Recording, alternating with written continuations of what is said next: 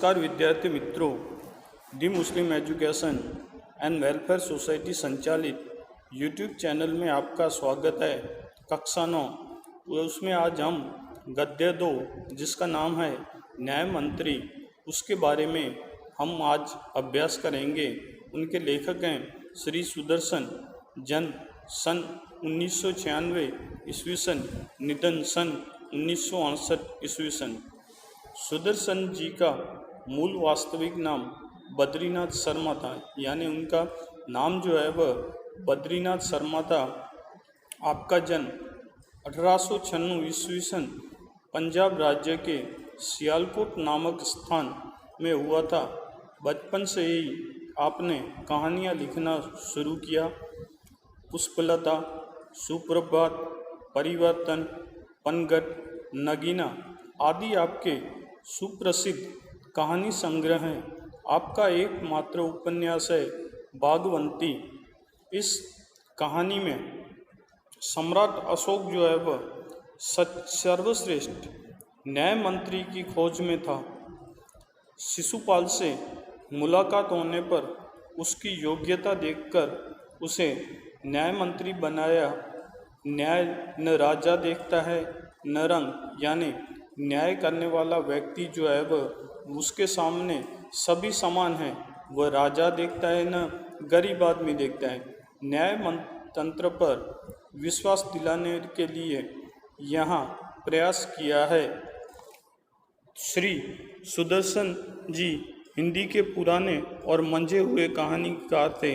इनकी कहानियाँ रोचक होती है, साथ ही उनमें कोई न कोई संदेश भी छिपा रहता है। यह कहानी न्याय में निष्पक्षता का, यानी किसी भी प्रकार के पक्षपात न होने का संदेश देती है। तो अब हम जो है वह पाठ शुरू करते हैं। संध्या का समय था। संध्या यानी शाम का वक्त था। चारों ओर अंधकार फैल चुका था, यानी शाम का वक्त था और चारों दिशाओं में अंधकार फैला हुआ था। ऐसे में किसी ने बाहर से दरवाज़ा खटखटाया, यानी किसी व्यक्ति ने बाहर से दरवाजे को खटखटाया। अंदर से आवाज़ आती है, कौन है? ब्राह्मण शिशुपाल ने थोड़ा सा दरवाज़ा खोलते हुए पूछा। यानी शिशुपाल जो है वह थोड़ा दरवाज़ा खोलते हुए पूछता है कि कौन है? बाहर से आवाज़ आती है, एक परदेसी। बाहर से आवाज़ आई।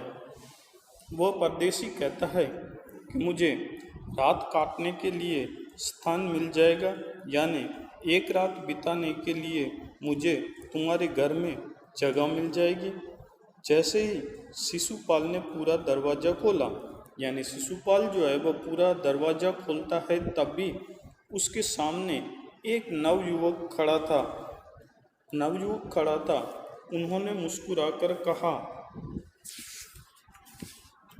यह मेरा सौभाग्य है। अतिथि के चरणों से यह घर पवित्र हो जाएगा। आइए पधारिए।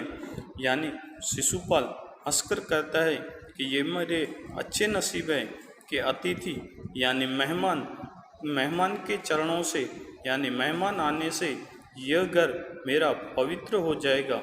और उसे कहता है कि आइए पधारिए। अतिथि को लेकर शिशुपाल घर में गए और उनका आदर सत्कार किया। यानी अतिथि को लेकर उस बाहर से आने वाले मेहमान को लेकर शिशुपाल घर में जाते हैं और उनका स्वागत करते हैं। फिर दोनों उस समय की देश की अवस्था पर बातें करने लगे। फिर दोनों व्यक्ति जो है वह उस समय देश में अवस्था यानी हालात जो है उस पर दोनों बातें करने लगे। शिशुपाल कहता है कि आजकल बड़ा अन्याय हो रहा है। शिशुपाल उस आने वाले व्यक्ति से कहता है कि आजकल जो है वह राज्य में बड़ा अन्याय हो रहा है, परंतु परदेसी इस बात से सहमत न था, असहमत यानी राजी। परंतु वो आने वाला परदेसी जो है वह शिशुपाल की इस बात से राजी न था। वह बोला, दोष निकालना तो आसान है, सुगम यानी आसान, कि किसी व्यक्ति के दोष निकालना यानी उसकी खामियां निकालना तो आसान है, परंतु कुछ करके दिखाना कठिन है, यानी काम करना मुश्किल है। दोष निकालना जो है वह सुगम है, परंतु उसकी में से उस काम को कर दिखाना जो है वह मुश्किल काम है। शिशुपाल बोले कि अवसर मिले तो दिखा दूं। कि शिशुपाल कहता है कि अगर मुझे मौका मिलेगा तो मैं दिखा दूंगा कि न्याय किसे कहते हैं, कि अगर मुझे न्याय मंत्री बनाया जाए तो मैं यह बात साबित कर दूंगा कि न्याय किसे कहते हैं। तब वह आने वाला मेहमान कहता है, तो आप अवसर चाहते हैं, अवसर यानी मौका। कहते हैं कि तो आप न्याय मंत्री बनने का मौका चाहते हैं। तब वह शिशुपाल कहता है कि हाँ, अवसर चाहता हूँ, कि हाँ, न्याय मंत्री बनने का मौका चाहता हूँ। फिर कहता है कि अगर फिर कोई अन्याय नहीं होगा। तब आने वाला व्यक्ति जो है वह कहता है कि अगर आप न्याय मंत्री बन जाएंगे तो फिर किसी भी प्रकार का अन्याय नहीं होगा। तब शिशुपाल कहता है कि बिल्कुल नहीं, किसी भी प्रकार का अन्याय नहीं होगा। कोई अपराधी दंड से न बचेगा, यानी कोई भी गुनहगार अपराधी यानी गुनहगार जो है वह सजा से न बच पाएगा। नहीं। परदेसी ने मुस्कुराकर कहा, यह बहुत कठिन काम है। परदेसी हंसकर कहता है कि सच्चा न्याय करना बहुत मुश्किल काम है।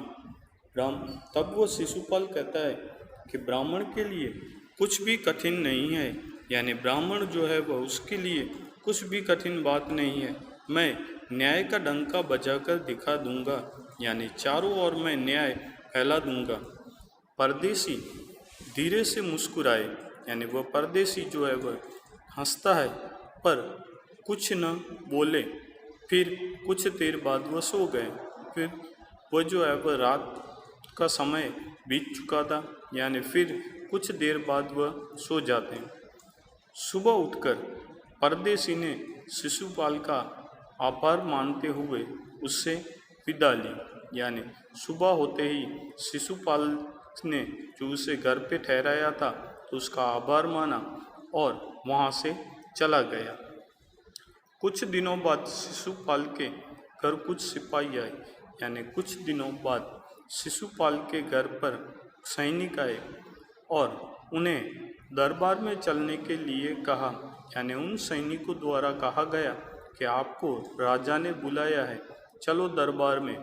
शिशुपाल घबरा गया।